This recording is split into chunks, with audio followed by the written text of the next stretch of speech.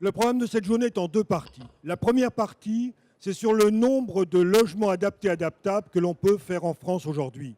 Vous l'avez vu dans l'annonce qui a été faite de ce colloque, on propose de doubler le nombre qui peut être fait, non pas par magie, non pas par clameur des chiffres et effet de Noël, etc., mais simplement par une analyse à la fois économique et sociale. Si l'on compare simplement le coût d'un aménagement de logement moyen, il est, selon les statistiques de l'ANA, selon les statistiques de la CNAV, de Handibat également, entre 5 et 15 000 euros. 5 et 15 000 euros pour changer un logement et le rendre possible à un maintien de vie en bonne santé le plus longtemps possible, entre 5 et 8 ans minimum, parfois beaucoup plus. 15 000 euros pour 8 ans. Quel est le prix moyen dans une maison de retraite aujourd'hui? Si l'on veut ne pas faire de chiffres spectaculaires, prenons de 1 500 à 2 500 euros par mois et vous voyez qu'on est très largement en dessous de la moyenne pour beaucoup, mais simplement sur ces chiffres-là. Prenez 8 ans de la vie d'une personne qui ne peut plus rester chez elle et comparez sur 8 ans de vie en maison de retraite. Vous avez 8 fois 12 fois 2 500 euros d'un côté, vous avez 1 fois 1 500 euros de l'autre. Prenez le nombre de places d'EHPAD que cela économise. 20 000 logements adaptés, c'est entre 150 et 180 EHPAD de moins à construire. Et voyez les aides qui sont pour les institutions de prévoyance et les mutuelles à côté économisées par le maintien à domicile par rapport au placement en institution. C'est un des rares domaines où on est gagnant-gagnant. La famille est gagnante, l'État est gagnant et les institutions intermédiaires sont gagnantes derrière. Le coût pour une période de 8 ans du total investi qui, entre parenthèses, est créateur d'emplois, puisque 90% des sommes investies dans l'aménagement du logement vont vers des artisans, vont vers des technologies, vont vers des ergothérapeutes qui vont être les acteurs de cet aménagement. Donc c'est 100% de bénéfices pour l'emploi et c'est entre 120 et 200 000 euros de gagnés sur 8 ans par logement. Pour 20 000 ou pour 40 000 logements, voyez ce que ça peut faire. Bien sûr, il reste le coût du financement. Et c'est l'obstacle que l'on met toujours en place. Mais réfléchissons sur le modèle économique. Je n'insiste pas, vous n'avez pas de présentation, parce qu'on va sortir un document que je vous invite à prendre, qui va être diffusé, sur le modèle économique du maintien à domicile par l'aménagement. Le modèle économique, c'est très clairement l'aide apportée à la gestion patrimoniale du logement. Le maintien à domicile fait plutôt, comme c'est fait en Wallonie, comme c'est fait en Autriche, comme c'est fait au Danemark, entre 60 et 65 ans, ou à l'époque où 80% des propriétaires sont occupants et peuvent aménager leur logement pour le rendre vendable après. On augmente la valeur ajoutée de l'appartement et on fait rentrer l'aménagement dans la valeur patrimoniale de l'appartement. Quelle est la solution proposée par ProBTP et la CAPEB? C'est une solution de prêt. On fait un prêt sur 5 ans ou 8 ans sur les 15 000 euros qui permettent aux artisans de travailler, qui permettent d'aménager le logement, et la famille a une somme de 50 ou 80 euros par mois à rembourser en maintenant chez elle la personne âgée, le couple âgé, le papy ou la mamie, mon père, maman. 8 ans de plus, c'est parfois beaucoup plus. Est-ce que vous voyez qu'il n'y a pas besoin d'insister? Les chiffres, ils sont en place. Le modèle économique, il est là. Simplement, aujourd'hui, ce sont des caisses différentes. Ce qui économise une poche, ce n'est pas l'autre poche qui l'investit, etc. Ce qu'on propose, un modèle économique très simple, dont les grandes lignes, je viens de vous les donner, eh bien, c'est de mettre côte à côte ces chiffres-là et de les mettre sur le marché. On ne peut plus faire comme si on ne savait pas. Ces chiffres-là sont la réalité quotidienne d'aujourd'hui. Pourquoi en Wallonie, on arrive à aménager jusqu'à 100 000 logements par an? Pourquoi au Danemark, on arrive à aménager jusqu'à 1 million de logements sur 3 ans? Pourquoi dans tous les pays européens, le nombre d'aménagements est beaucoup plus important? Parce qu'on a une vision globale du coût et des dépenses qui sont liées à l'aménagement. Mais le plus important, c'est que 90% des personnes veulent vieillir chez elles. Derrière les économies qu'on peut faire, et on ne pourra pas faire autrement. On ne construira pas les 200 EHPAD dont on aurait besoin pour compenser l'aménagement. Eh bien derrière ça, c'est la possibilité pour nos anciens, pour nous-mêmes plus tard, de pouvoir rester chez eux, près de chez nous, quand le logement lui-même ne le permet pas, trouver des logements intermédiaires, pour continuer à vivre dans son quartier en bonne santé le plus longtemps possible. Ça dépend que de nous. Rapprochons la poche gauche, la poche droite, et ayons un regard clair sur la dynamique économique qui est derrière. C'est la première partie de ce colloque, et on va l'engager dans quelques instants. Mais avant, je voudrais revenir, grâce à l'intervention de Patrick Maléa et du CNR derrière, qui cadre parfaitement l'objet que nous lançons aujourd'hui, qui est cette base de données, sur les conditions du choix du mobilier, de l'équipement, à partir du moment où le logement est rendu adaptable, en rénovation, mais on le verra également en construction de neuf. Qu'est-ce qu'on va mettre à l'intérieur quand on a détecté un écart, un besoin, une fragilité derrière? Quelles sont les conditions réelles de choix aujourd'hui d'un équipement? Est-ce que ça ne relève pas beaucoup plus du bricolage, du pharmacien du coin, du conseil de la voisine de palier, du catalogue de la CAMIF, etc., que d'une vraie analyse de la possibilité pour un équipement de mieux correspondre à une fragilité donnée? Et là, cette analyse, il faut que la famille soit aidée. Il faut que le recours à un professionnel, et très précisément un ergothérapeute, ce n'est pas par hasard que la NFE est présente aujourd'hui et qu'on signe une convention avec la NFE, ce recours est indispensable. Il n'y a pratiquement que lui qui peut évaluer la fragilité de la personne, la fragilité du logement, la fragilité des équipements ou la réponse que les équipements doivent apporter à cette fragilité. Mais comment est-ce que l'ergo peut travailler s'il n'a pas à sa disposition une base de données, s'il n'a pas à sa disposition un référentiel des différents produits qui ont l'air proches et qui en réalité peuvent être très différents? C'est ce qui manque aujourd'hui. Pour répondre aux attentes des familles et des professionnels, un vrai système d'information, indépendant des industriels, indépendant des consommateurs ou des usagers, et qui soit un système d'information qui présente les données sur les différents produits. Je crois que, sans insister, vous le connaissez tous par cœur pratiquement, le rapport de l'IGAS a clairement fait le point sur ce système-là.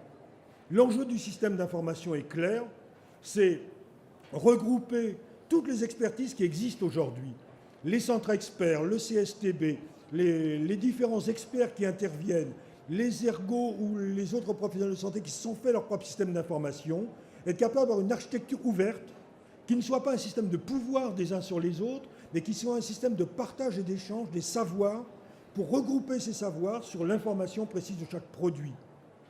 L'idée, c'est de présenter une information la plus complète possible, validée avec les industriels, validée avec les experts, validée avec les professionnels. Ça pose la question des périmètres. Question essentielle. De quoi parle-t-on? Et là, en France, ceux qui ont la chance de pouvoir comparer avec les autres systèmes européens, on est vraiment particulier.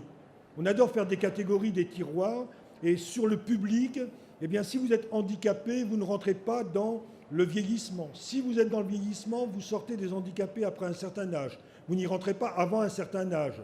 Mais qu'est-ce que ça veut dire? On est dans un dispositif de prévention et d'aménagement d'un appartement pour le vieillissement. On se moque de savoir quelle est la nature de la fragilité.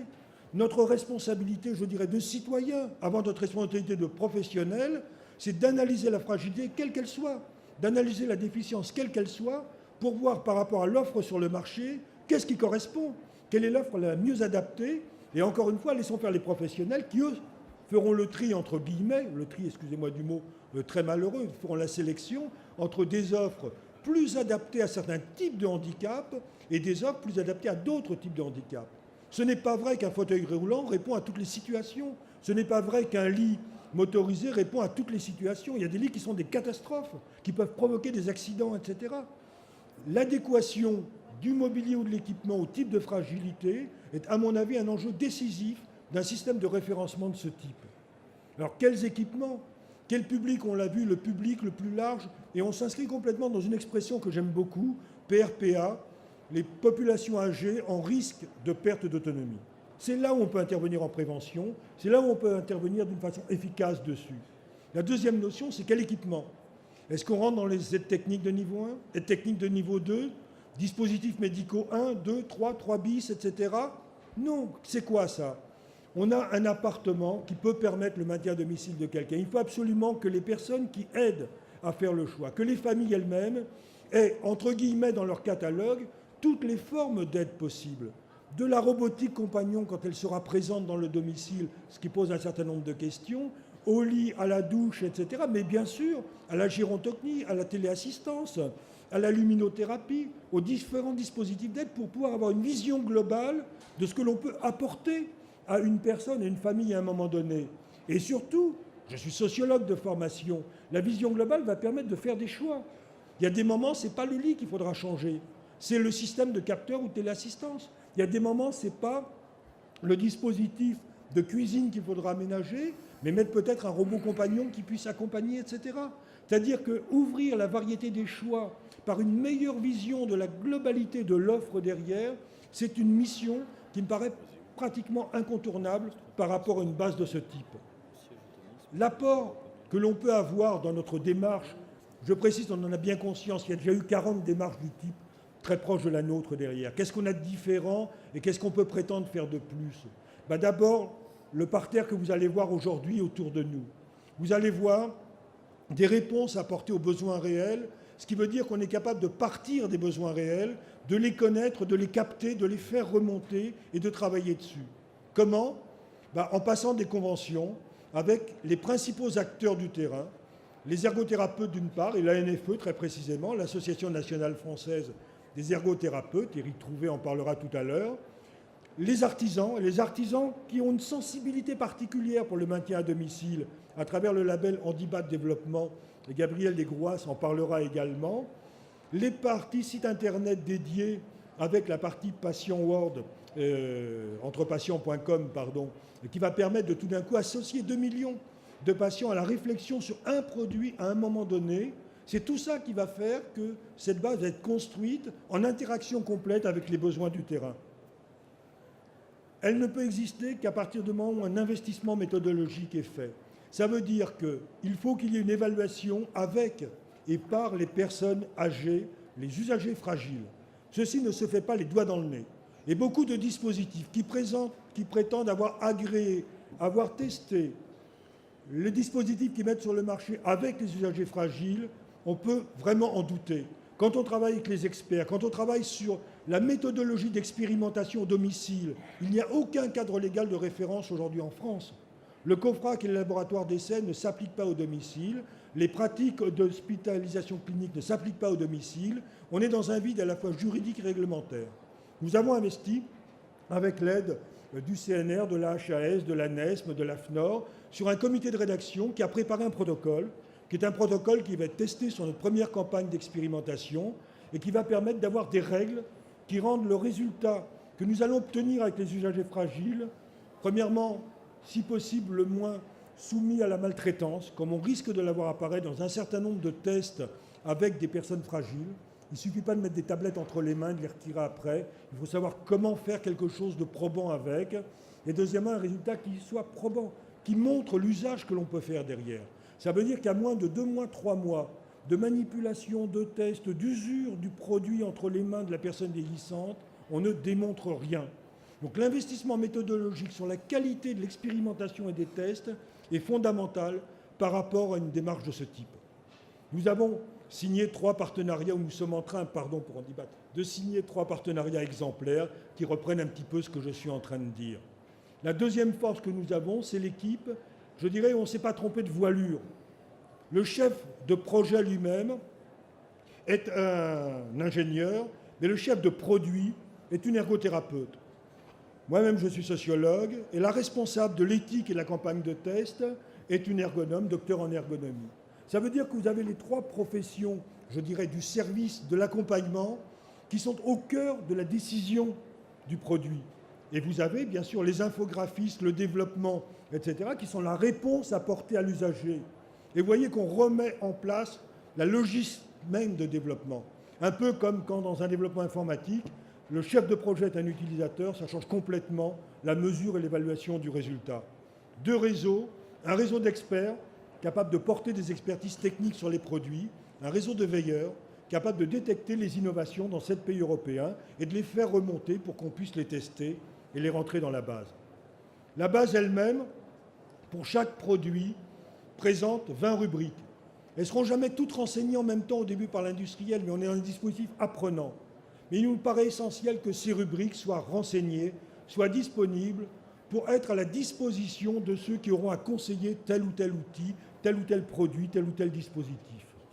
Vous pourrez, par la suite, si vous mettez en relation avec nous, avoir la totalité, bien sûr, de l'information, du cahier des charges et tout de la base. Sur la notion de référencement, On s'inscrit complètement, et ce n'est pas par hasard, dans ce que disait Patrick Maléa derrière. Le référencement, c'est 5 éléments importants. La qualité de l'information. Notre information est vérifiée, validée, contrôlée, sa conformité par rapport aux notices et aux produits est garantie par un expert qui signe son expertise. La qualité de l'écosystème autour, que le produit soit maintenu, accompagné, distribué, etc.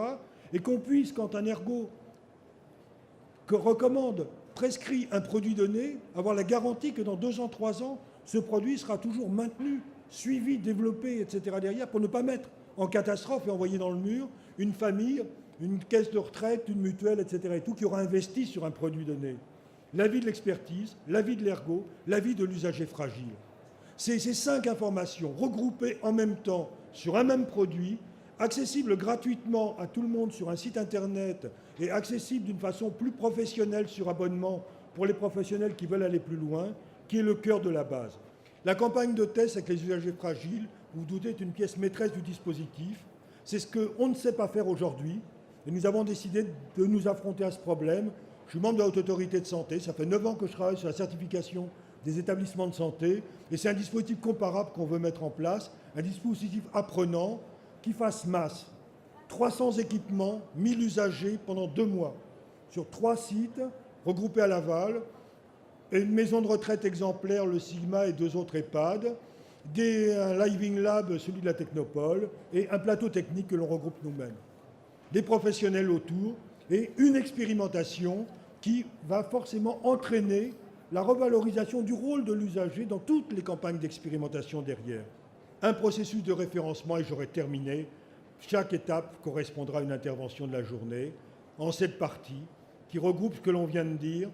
Chaque partie a naturellement ses propres règles et références, mais surtout, chaque partie a un dispositif opposable, extérieur, et nous soumettons l'ensemble de notre processus de référencement à un tiers extérieur de confiance qui va pouvoir contrôler que nous-mêmes respectons bien la procédure qu'on a définie et attirer l'attention du public, des experts et des usagers sur les risques, éventuellement les évolutions qu'il faut prévoir au système. C'est ça le cœur de ce que l'on vous propose aujourd'hui, et merci de votre présence.